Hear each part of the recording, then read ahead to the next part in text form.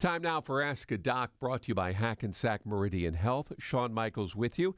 When we talk about women's health, we often focus on things like heart health or breast cancer. But lung health is becoming a major part of the conversation for women today.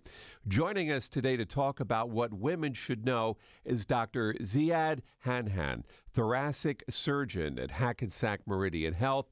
Doctor, thanks for being with us today. Yeah, hi, Shawn. So good to be with you. So, Dr. Hanhan, we're learning that lung cancer isn't a one-size-fits-all disease and can actually behave differently in women than in men. Can you tell us about the role biological factors like hormones might play in a woman's lung health? Sure. Let me kind of frame the picture kind of globally. So if you look at lung cancer, 85% happens in patients who have a significant smoking history. So I don't want to be kind of an alarmist. So most of the patients come to my office and they already have a sense of I brought this on to myself. So 85% in people that have smoked significantly, meaning a pack a day for 20 years. Now, the other 15% are never smokers or secondhand exposure. Out of that subset, out of that 15% who never smoke, the incidence in women is higher than in men. The belief is maybe hormones like estrogen play a role. That's kind of under investigation. But there's more and more evidence that estrogen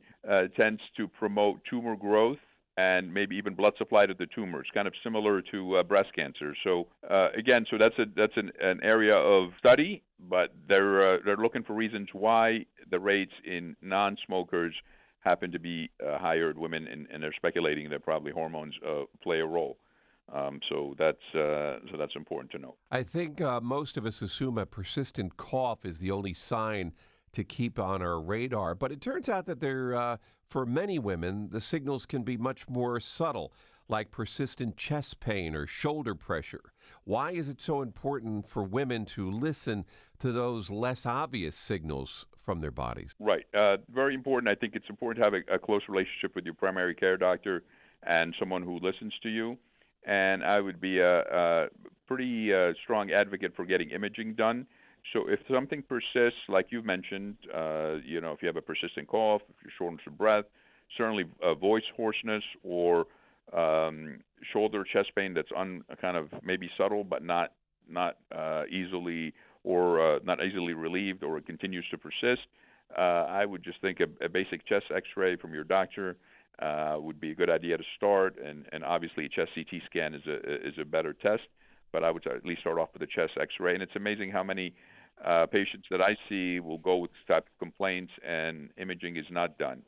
So for the patient that you described or somebody with those type of symptoms, I would talk my doctor into getting at least a chest X-ray. Doctor, finally, since many women may not meet the standard criteria for routine screenings, how can they partner with their doctor to ensure any concerns are caught early? Right, and then so that goes back to the issue of imaging. So maybe not the first time you have a upper respiratory infection or some kind of chest pain, but if it goes on for a few months, I think you'd want to find a doctor, and we have plenty of them at Hackensack Meridian Health that are very attentive, is to say, hey, how about a chest X-ray? And I think we'd find most doctors would at least be accommodating to that. The CAT scans are more involved and sometimes involve more insurance authorizations and so on. But I think at least a chest X-ray, and for nothing else, is for peace of mind to know that the chest X-ray looks clear. For more information on lung health or to schedule an appointment, call 844-HMH-WELL or visit hackensackmeridianhealth.org/thoracic surgery. That's THORACIC surgery. Dr. Ziad Hanhan, thank you so much for being with us today and shedding some light on these topics. Yep. Thank you, Shawn, for having me.